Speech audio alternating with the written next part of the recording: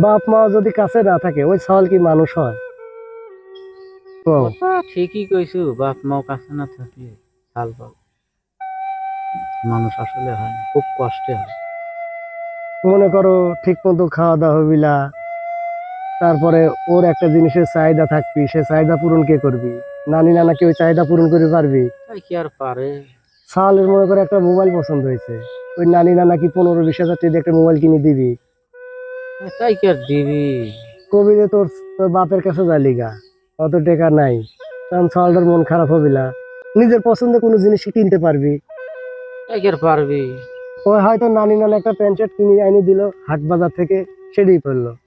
আর বাপের কাছে সওয়াল থাকলে পারে কি হলো না, সাথে করে মার্কেটে নিয়ে গেল না, তার যে কোন জোড়া জুতা পছন্দ হয়, তার কোন প্যান্ট পছন্দ, কোন শার্ট গেঞ্জি পছন্দ, বাপ মাকে কিনে দিল না নে।